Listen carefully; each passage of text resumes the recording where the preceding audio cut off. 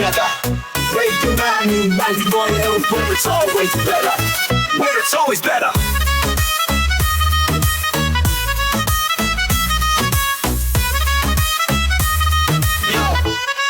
Yo, सुबह का सूरज या शाम का रंग, we bring you joy हर जुबान का धन. Community की बात हम हैं आपके साथ, let's spread the love, चलो मिल के साथ. Tune in, turn up, दिल से बात करो. Radio Manu 92 FM के साथ चलो. Every voice counts, हर लम्हा यहाँ चलो बात करके देखते हैं. Let's all shine on. Yo, let's all go. सेहत की बात और dreams to share. Radio Manu 92 FM, we're always there. From unity to joy, we bring the light. Every word, every tune makes everything right. Listen up, it's time to unite. Radio Manu 92 FM, shining bright. Dill se suno, we love and care. चलो बात करके देखते हैं, let's take it there. So come along for the ride. Radio Manu 92 FM, we're by your side. चलो बात करके देखते हैं. Your voice, your guide.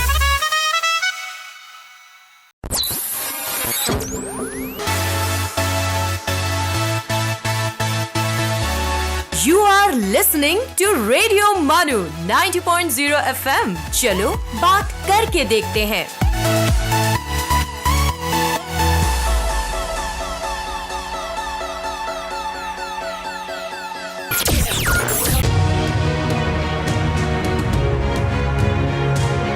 ये है रेडियो मानू 90.0 FM. पेश है know your heritage.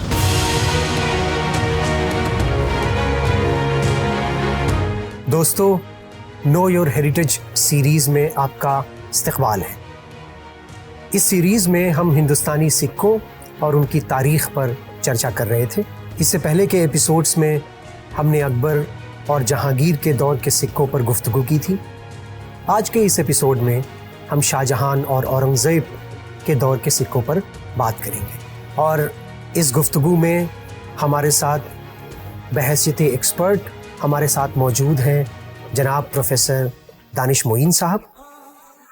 Professor Danish Moin साहब मौलाना आज़ाद नेशनल उर्दू यूनिवर्सिटी के डिपार्टमेंट ऑफ हिस्ट्री में प्रोफेसर हैं और आपकी तहकीक और तदरीस का ख़ास मौजू सिक्के ही हैं. इल्मी हलकों में अपनी तहकीकात के लिए जाने जाते हैं और हिंदुस्तान से बाहर भी लोग आपकी इल्मी महारत के लिए आपको पहचानते और जानते हैं. प्रोफेसर दानिश मोइन साहब, इस एपिसोड में आपका बहुत बहुत इस्तकबाल है. बहुत बहुत शुक्रिया डॉक्टर इकराम.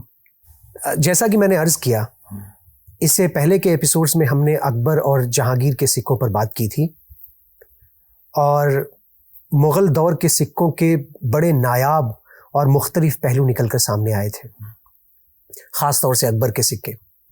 आपसे मैं ये जानना चाहता हूँ कि शाहजहां, जो कि इतना बड़ा मुग़ल बादशाह गुज़रा है, और शाहजहां के दौर की बहुत सारी यादें, तारीख़ी यादें हमारे दरमियान मौजूद हैं. कौन ताजमहल को भूल सकता है, लाल किला को भूल सकता है. दिल्ली में जो पुराना दिल्ली जिसे हम कहते हैं, जो शाहजहानाबाद पूरा शहर शाहजहां ने अपने नाम से बसाया. तो ये जो तामीरात और आर्किटेक्चर की फील्ड में जो उसके कारनामे हैं और जो लिटरेचर की फील्ड में जो उसकी अचीवमेंट्स हैं, क्या सिक्कों के मैदान में भी उसके कुछ रोल्स और उसके कुछ कारनामे हैं? देखिए, सिक्के हिंदुस्तान के मुग़लों के जिस बादशाह की भी बात कीजिएगा, जिसको आप ग्रेट मुग़ल के नाम से जानते हैं, ये हर जगह पे एक सिग्निफिकेंट पोजीशन है. अगर आप औरंगज़ेब की बात करें या आप शाहजहां की बात करना चाहते हैं, तो शाहजहां के पीरियड में भी कुछ तब्दीलियां हैं. तब्दीलियां बड़ी इंटरेस्टिंग हैं. ख़ास करके ज़्यादातर जो चीज़ें देखी जाती है कंटिन्यूटी में देखी जाती है. जहांगीर, अकबर ने बहुत सी चीज़ें जहांगीर से ली, कुछ अपनी चीज़ें इंट्रोड्यूस की. शाहजहां ने अपने वालिद की चीज़ों को बहुत ज़्यादा तवज्जो नहीं दिया. अच्छा. जैसे आपको याद होगा, मैंने आपको बताया था कि उसने ज़ोडिएक टाइप कॉइन्स निकाले, वैसा कोई कॉइन नहीं. जहांगीर ने अपने बीवी के नाम पर, नूरजहां के नाम पर कॉइन निकाले. हाँ. जहां उसने वो भी कोई ऐसी चीज़ नहीं की. जहाँ तक इसकी बात रही कि जहाँ उसने जो है आपके कपलेट टाइप कॉइन्स निकाले, तो कपलेट के कॉइन्स भी बहुत ज्यादा नहीं, लेकिन कुछ कॉइन्स मिले हैं जिसमें कपलेट से मुराद ये कि अशार की सिक्कों पर अशार होते थे। जी, शक्ल में अशार, वो जो बहुत, ये जिसको जहांगीर के वक्त में बहुत पॉपुलरिटी मिली। शुरुआत आप अकबर से कह सकते हैं, राइट। लेकिन इसकी पॉपुलरिटी जो बढ़ी वो जहांगीर के वक्त में की। अच्छा, इन्होंने क्या किया, इन्होंने इन सब चीजों को तवज्जो नहीं दिया। यहाँ तक के रेफरेंस आती है कि जो कॉइन नूरजहां के नाम पर चल रहे थे उसको हटवाया गया। अच्छा, इन्होंने क्या किया था, इन्होंने जो कलमा वाला कॉइन्स था, तो कलमा की परंपरा जो थी उसको फिर से लाया, उसको एम्फसाइज किया और उसमें साथ साथ खुलफा राशिदीन का नाम। अच्छा, जहांगीर के बारे में मैंने आपको बताया था कि खुलफा राशिदीन का नाम जहांगीर के कमरे में नहीं आता, जी, कलमा आता है।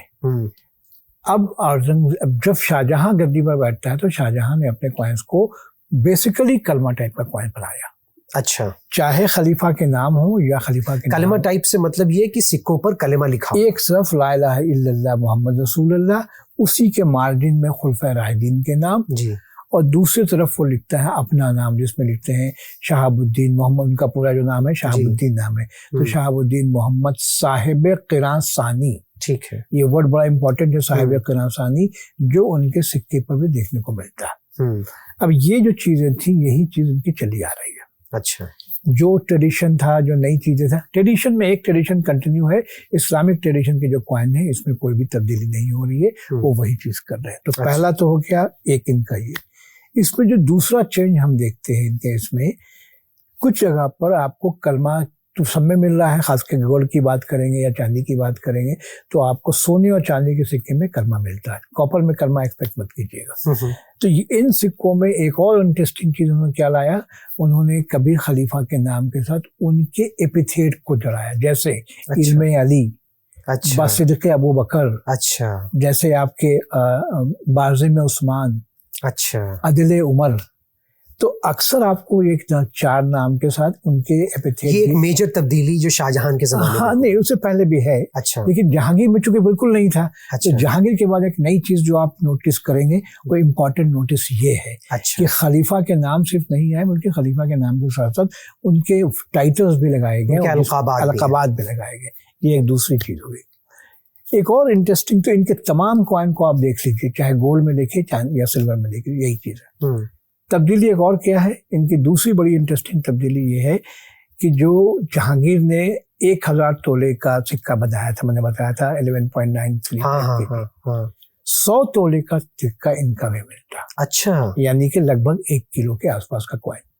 तो 1 किलो का कॉइन, जो हेवी कॉइन जिसके नाम से जानते हैं, वो भी जहांगीर के नाम पर है और जिसका रेफरेंस मिलता है। ये शाहजहां ने भी बनाया। अच्छा, जहांगीर ने तो 1000 का बनाया था, 1000, ये 100 तोला की बात कर रहा है। इसी 100 तोला के कॉइन्स में बहुत ही अच्छे अशार लिखे हुए, अच्छा, वो आगरा से बना हुआ है, तो अच्छा, वो अशार वाले कॉइन उसके आप देख सकते हैं।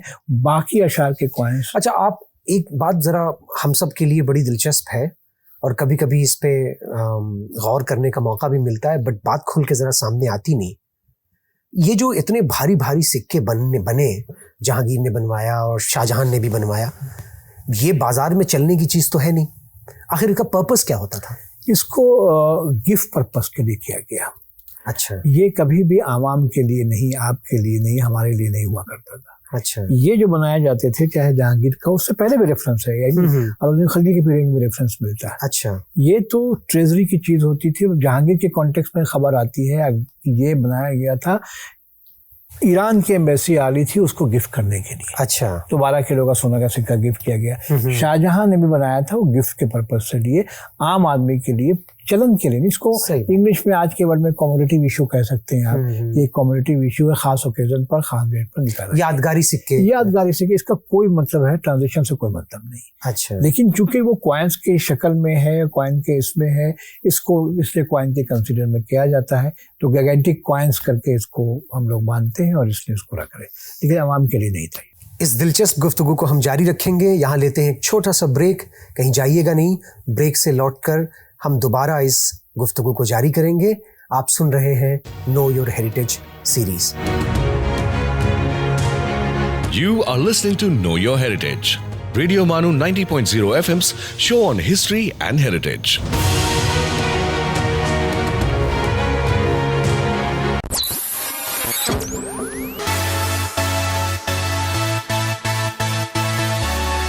सुनते रहिए रेडियो मानो 90.0 FM। चलो बात करके देखते हैं।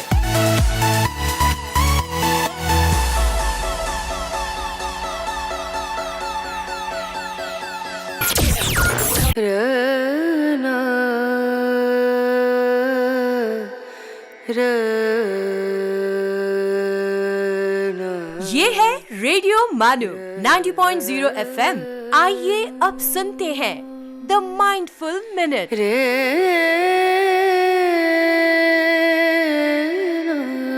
आदमी की तहजीब की नुमाइश तहम्मुल से होती है। Victor Hugo. Franklin D. Roosevelt once said, "The only thing we have to fear is fear itself."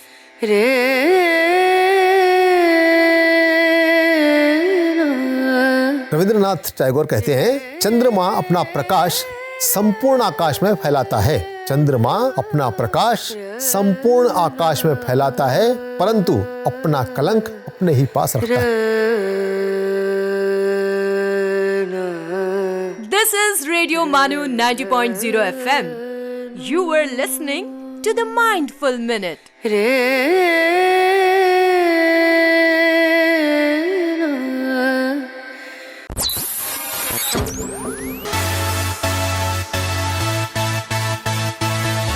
आप सुन रहे हैं रेडियो मानू 90.0 FM। चलो बात करके देखते हैं।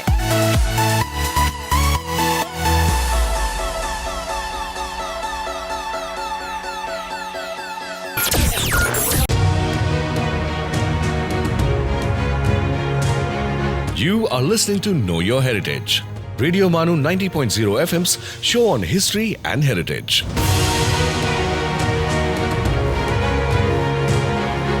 वेलकम बैक दोस्तों, नो योर हेरिटेज सीरीज़ में आपका एक बार फिर स्वागत है।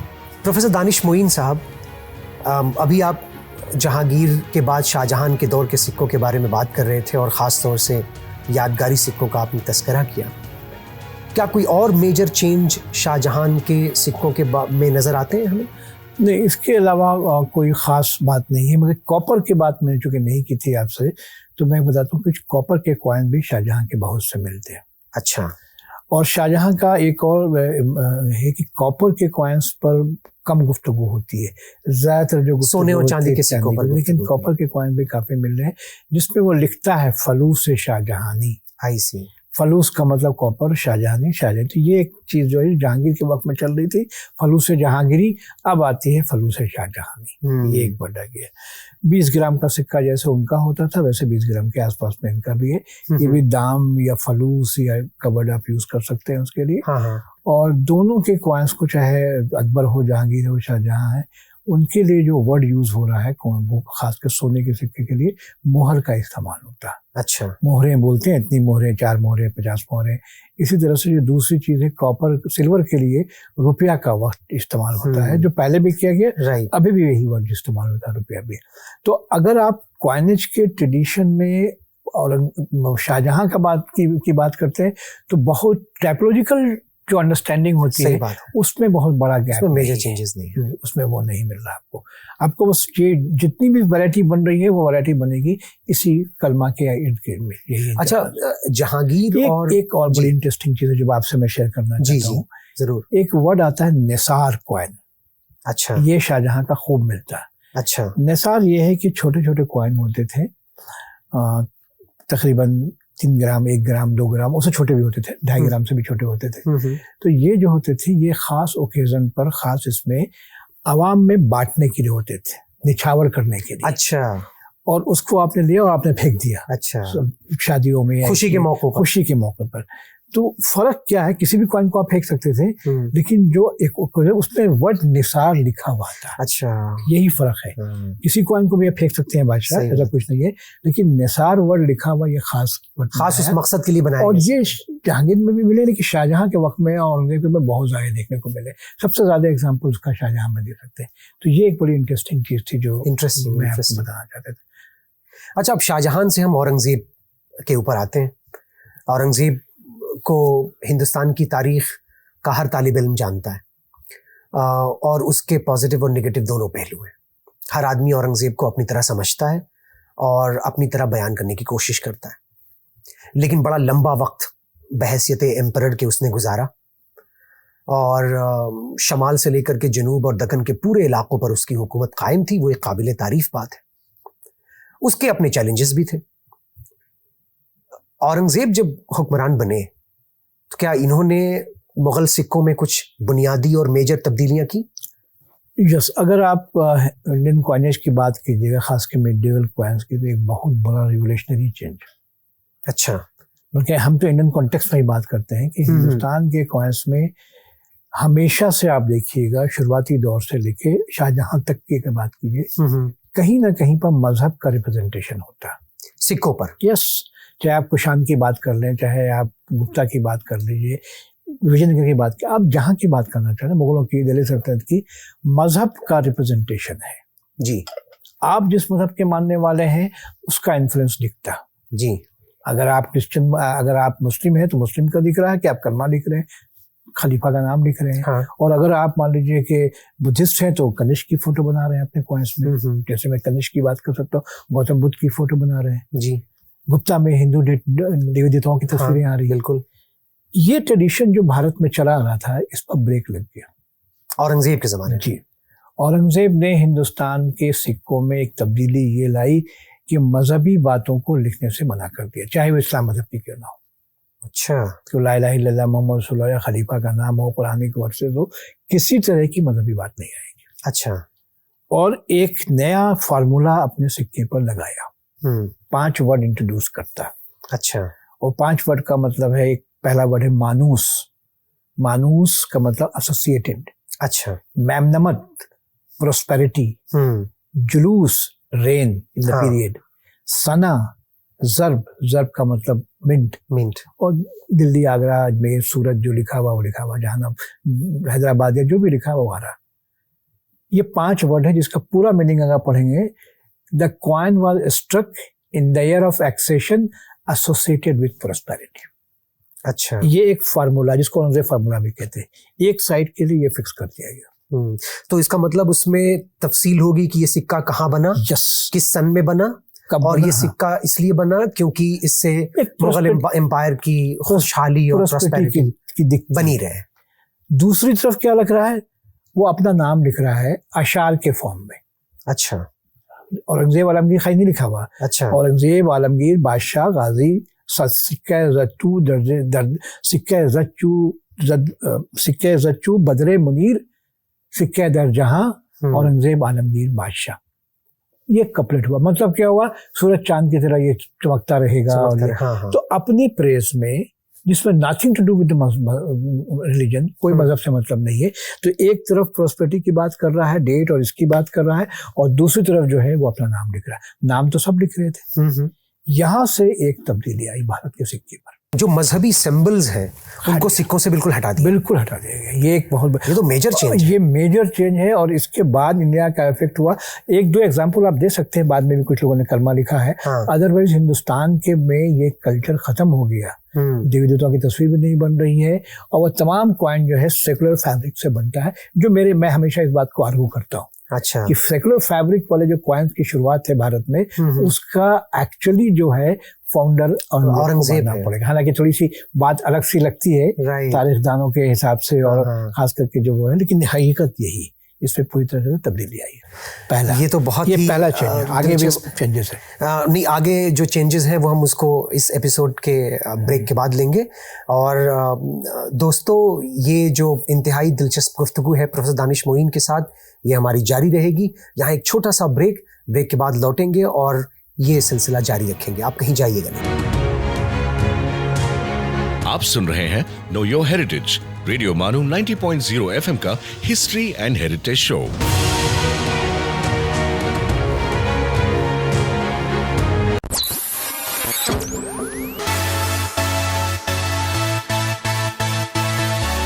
Keep listening to Radio Manu 90.0 FM। चलो बात करके देखते हैं।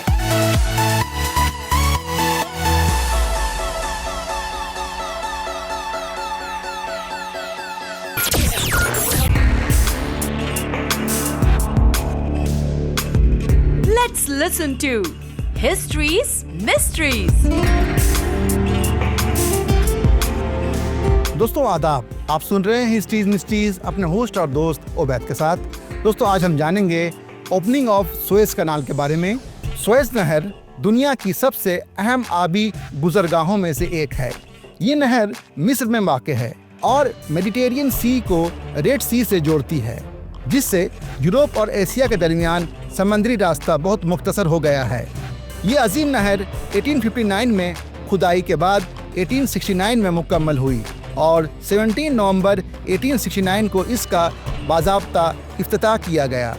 इस नहर की तामीर से पहले बहरी जहाज़ों को अफ्रीका के गिर्द लंबा सफ़र करना पड़ता था, लेकिन सुएज नहर ने तिजारत और सफ़र को आसान और तेज़ बना दिया।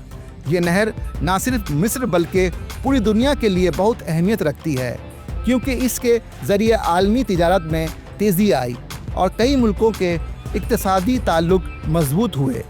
आज भी सुएज नहर बैनुल-अक़वामी तिजारत में एक कलीदी किरदार अदा कर रही है। दोस्तों आप सुन रहे थे हिस्ट्रीज मिस्ट्रीज अपने मेज़बान ओबैद के साथ। आपसे फिर मुलाकात होगी, तब तक के लिए सुनते रहिए रेडियो मानू 90.0 FM। चलो बात करके देखते हैं। आप सुन रहे थे हिस्ट्रीज मिस्ट्रीज।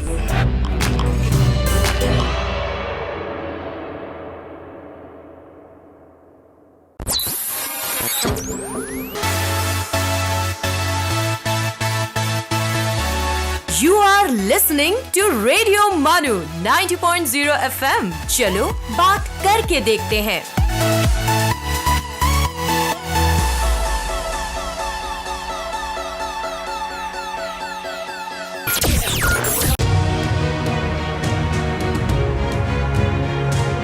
आप सुन रहे हैं नो योर हेरिटेज, रेडियो मानू 90.0 FM का history and heritage show.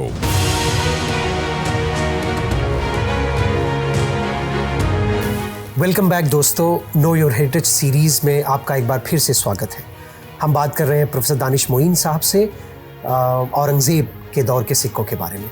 Professor Danish Moin साहब, अभी आपने जो ब्रेक से पहले जिक्र किया कि औरंगज़ेब ने एक तरह से अपने सिक्कों पर से मजहबी सिंबल्स और अलामात को बिल्कुल निकाल दिया और हिंदुस्तानी तारीख़ में सेक्युलर ट्रेडिशन की गोया एक तरह से बुनियाद रखी। ये बात तो बिल्कुल अजीब व गरीब लगती है, क्योंकि औरंगज़ेब का जो तसव्वुर है कि वो एक इंतहाई कट्टर और मजहबी हुक्मरान है, और दूसरी तरफ जो इंतज़ामी सतह पे जो सिक्के जारी कर रहा है वो बिल्कुल मुख्तलिफ नौइयत के हैं। इसको समझने के लिए चाहिए तो मैं 2 मिनट में आर्गूमेंट कर देता हूँ। प्लीज़। इस पर हमारे गुरु पीएल गुप्ता साहब के आर्गूमेंट कुछ थे, मेरे कुछ हैं, हालांकि हमारे दोनों में इख्तलाफात है।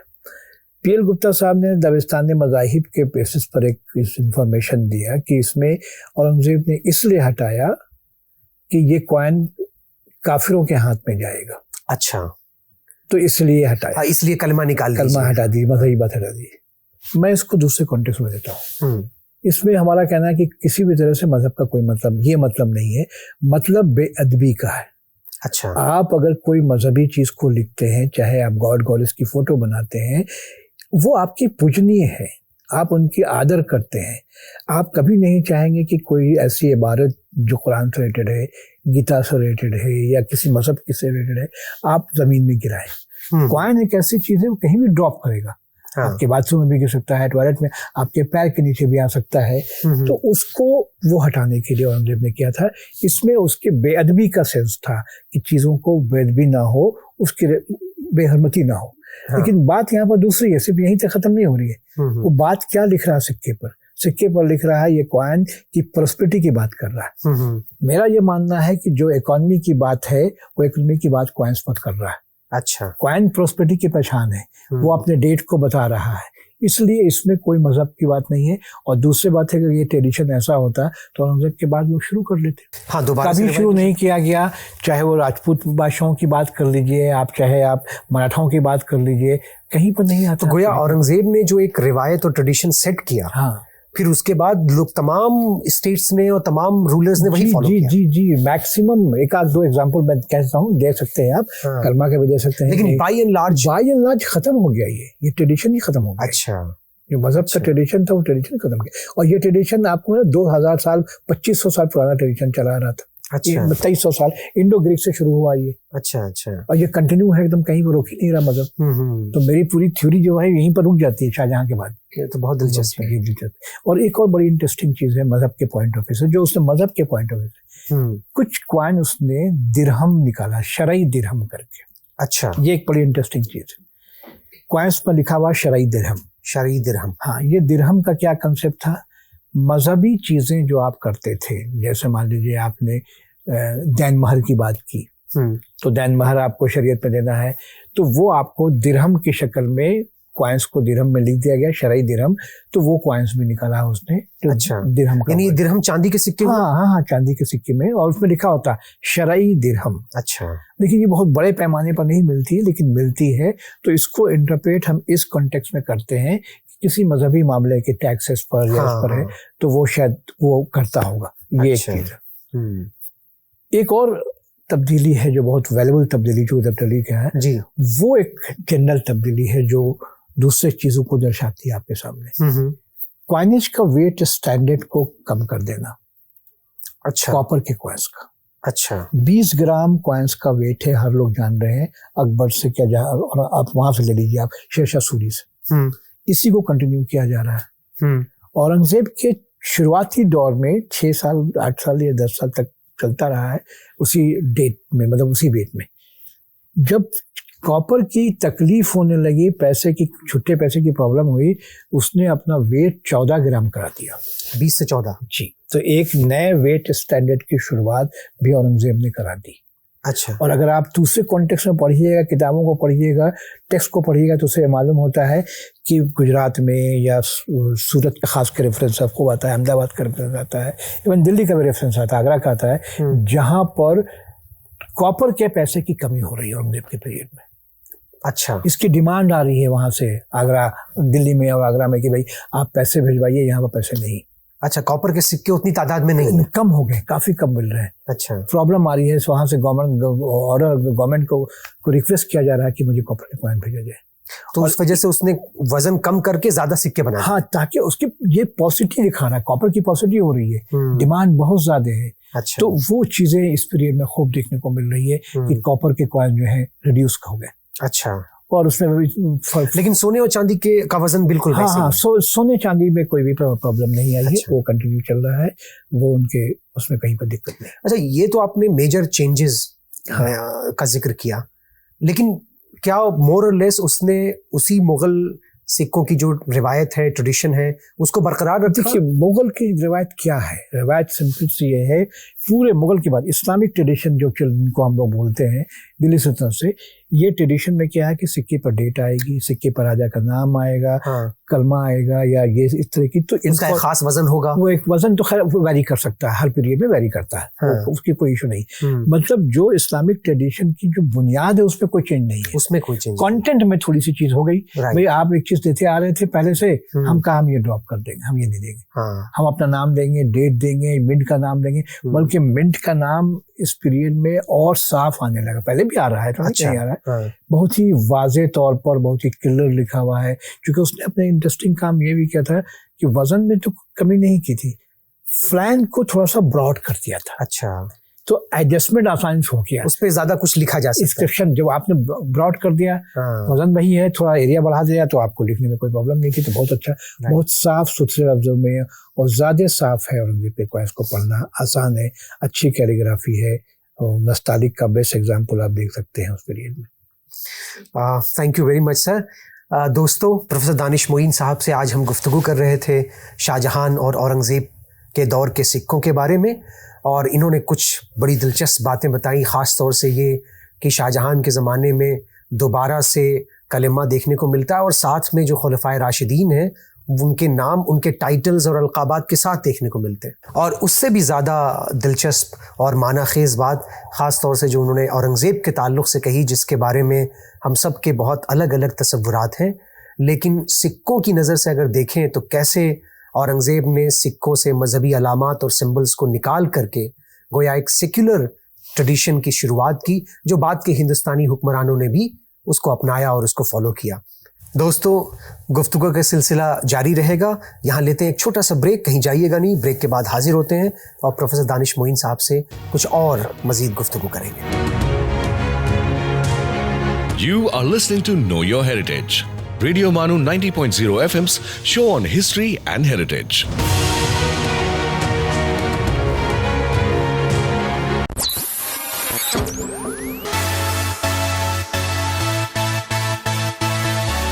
सुनते रहिए रेडियो मानो 90.0 FM। चलो बात करके देखते हैं।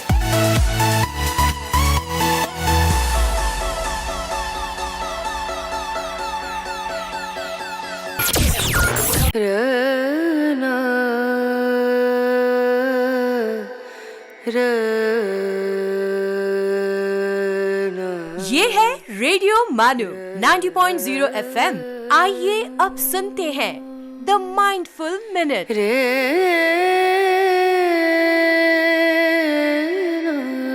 आदमी की तहजीब की नुमाइश तहम्मुल से होती है। Victor Hugo. Franklin D. Roosevelt once said, "The only thing we have to fear is fear itself."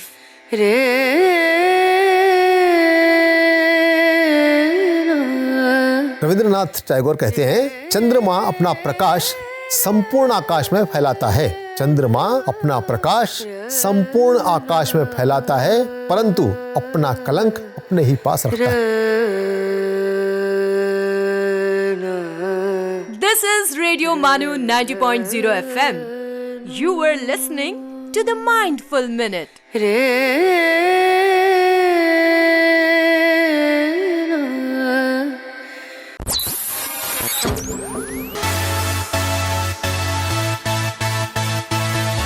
आप सुन रहे हैं रेडियो मानू 90.0 FM। चलो बात करके देखते हैं।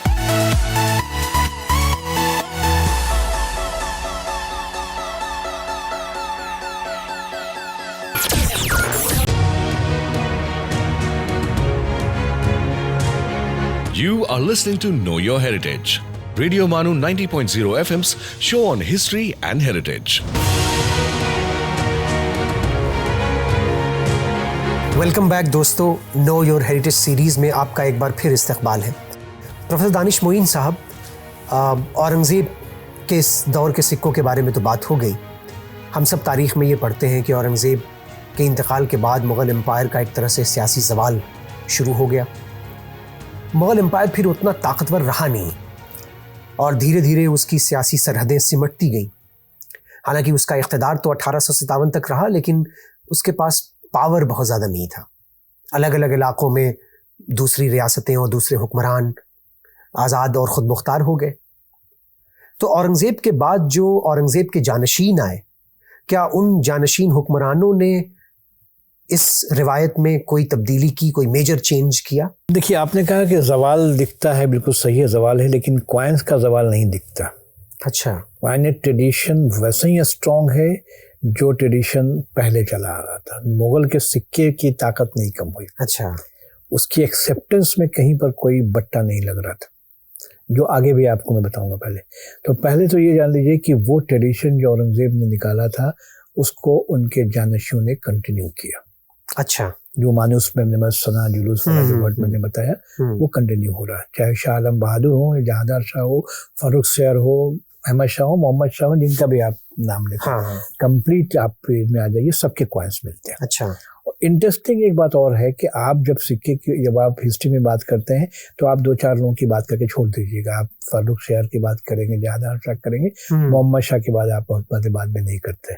हिस्ट्री के स्टूडेंट, लेकिन जब न्यूमिस्मेटिक्स के स्टूडेंट जब बात करता है सिक्के वाला, तो बहुत को बुलाता है। वो बीच बीच में छोटे छोटे बादशाह आते गए, जिनको आप रफ़ीउद्दर्जात और रफ़ीउद्दौला की, जब आप जानते हैं हिस्ट्री के स्टूडेंट हैं आप, तो इनके कॉइन्स भी चले। अच्छा। इनके कॉइन्स भी निकले हुए हैं। और जो है, जब वो बादशाह अपने आप को डिक्लेयर कर रहे हैं औरंगजेब के बेटे आपसी लड़ाई में, तो भी आपको कॉइन्स मिल रहे हैं। हालांकि पॉलिटिकली बहुत पावरफुल नहीं है, बट बादशाह बनने के बाद सिक्का जारी सिक्के चलाए। ये भी एक तो पहली चीज ये है कि जिन लोगों को आप हिस्ट्री में उतना जगह नहीं दे रहे हैं, न्यूमिस्मेटिक्स को पूरी जगह देता है। बिल्कुल बिल्कुल, ये एक बड़ी इंटरेस्टिंग बात है। अब दूसरी बात तब्दीली क्या, तब्दीली में एक सबसे बड़ी तब्दीली ये है ऑब्वस का, जो उनका एक है वालिद साहब का नाम हट जाएगा, जाहिर बात है कि वालिद साहब अब है नहीं, तो अब हम शाह आलम बादशाह हम हैं तो हम एज ए बादशाह अपना नाम लिखेंगे। बिल्कुल। अब वो दो तरह से लिख रहे हैं, चाहे वो ऐसा लिख दें शाह आलम बादशाह बादशाह गाजी, शाह आलम बादशाह गाजी, बस इतना करके लिख दिया, या फिर इसी नाम को कपलेट के फॉर्म में भी लिखा। बिल्कुल। तो डिफरेंट फॉर्म ऑफ कपलेट फिर मिलते हैं। औरंगजेब में आपने एक कपलेट देखा, इसमें हो सकता है आपको कई और कपलेट मिलेंगे। तो ये कपलेट वाला जो अंदाज था वो एक ट्रेडिशन बन गया। अच्छा।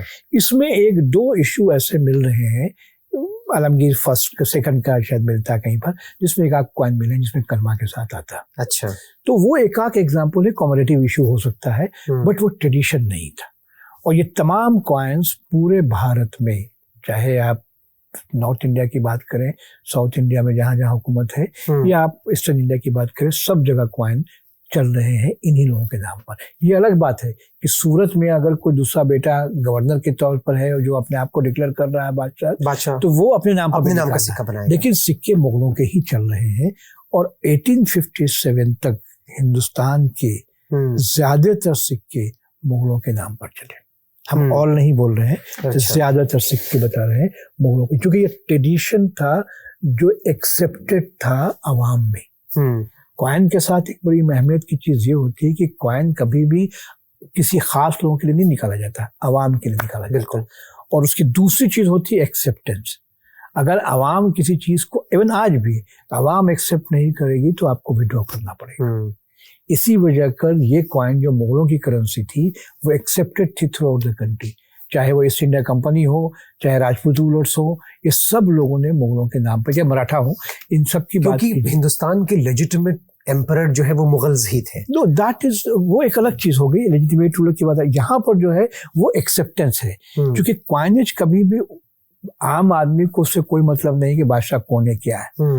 एक आदमी को परचेजिंग कैपेसिटी के हिसाब से कॉइन चाहिए, तो उसको ये पढ़ने की जरूरत नहीं कॉइन में क्या लिखा हुआ है। जैसे आज आप नोट को पढ़ के नहीं लेते हैं, आप रिकॉग्नाइज करते हैं अपनी करेंसी को, वैसे उस वक्त की आवाम अपनी करेंसी को रिकॉग्नाइज कर रही थी। उसको पता था कि मुगल बादशाह का ऐसा नाम लिखा होता है, यही टाइप, पढ़ना नहीं आता था लेकिन वो पहचानता था अपनी करेंसी को। तो इसी वजह से उसको एक्सेप्टेंस उसी से करना होता था। तो ये एक्सेप्टेंस की थ्योरी है जो कंटिन्यू किया जा रहा है, और यही वजह है कि चाहे वो राजपूत रूलर हों, चाहे वो मराठा के पेशवाज हों, इन तमाम लोगों ने मुगलों के नाम पर सिक्के चलाए, डिस्पाइट द फैक्ट कि मुगल कमजोर हो चुके थे। शाह आलम की कोई हैसियत नहीं थी ताकत के मामले में मराठाओं के सामने, लेकिन कॉइन शाह आलम के नाम पर निकल रहे। मुगलों पेंशन दे रहे हैं हैदराबाद की इनको, लेकिन ब्रिटिश के कॉइन इनके नाम पर निकल रहे। तो वो एक एक्सेप्टेंस की बात थी, इसमें और कोई भी लेजिटिमेट पावर से कोई मतलब नहीं था, उसका कोई इफेक्ट नहीं पड़ने वाला था। अच्छा, वेरी इंटरेस्टिंग। दोस्तों, ये थे प्रोफेसर दानिश मोइन साहब, जिनसे हम शाहजहां और औरंगजेब के दौर के सिक्कों पर गुफ्तगू कर रहे थे। बहुत अहम बातचीत, और इन्होंने चंद इंतहाई दिलचस्प बातों की तरफ इशारा किया हमारी गुफ्तगू के दौरान। ख़ास तौर से कैसे शाहजहां ने अपने सिक्कों पर कलमा दोबारा से शुरू किया, और सबसे दिलचस्प बात यह कि खुलफाए राशिदीन के साथ, नाम के साथ उनके अलकाबात और उनके टाइटल्स को भी सिक्कों पर दर्ज करवाया। और औरंगज़ेब के हवाले से प्रोफेसर दानिश मोइन साहब का जो ऑब्जर्वेशन है वो बहुत ही इंटरेस्टिंग है, क्योंकि औरंगज़ेब का जो तसव्वुर है एक मजहबी कट्टर हुक्मरान के तौर पर, उसके सिक्कों में उसकी बिल्कुल दूसरी छवि नज़र आती है, जहाँ वो सिक्कों पर से मजहबी अलामात को हटाकर एक सेकुलर ट्रेडिशन की बुनियाद रखता है, जो बाद में उसके जो जानशीन हुक्मरान हैं और दूसरे हिंदुस्तान के बादशाह और रूलर्स ने भी फॉलो किया। तो दानिश मोइन साहब, इस इंतहाई अहम बातचीत के लिए आपका बहुत बहुत शुक्रिया। दोस्तों, आज के इस एपिसोड में बस यहीं तक। अगले नो योर हेरिटेज एपिसोड में हम इस गुफ्तगू को और आगे बढ़ाएंगे और एक नए गेस्ट और एक नए एक्सपर्ट के साथ आपकी मुलाकात कराएंगे। तब तक के लिए बहुत बहुत शुक्रिया। आप सुन रहे थे नो योर हेरिटेज, रेडियो मानू 90.0 FM का हिस्ट्री एंड हेरिटेज शो।